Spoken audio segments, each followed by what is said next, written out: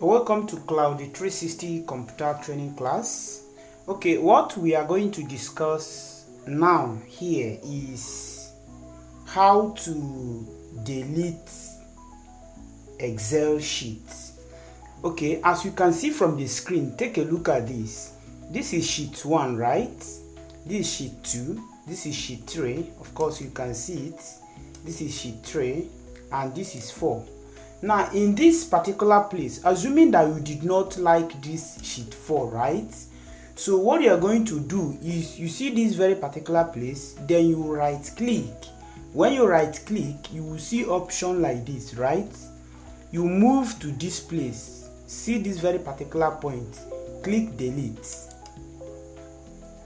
You see what they say, Microsoft Excel will permanently delete this sheet.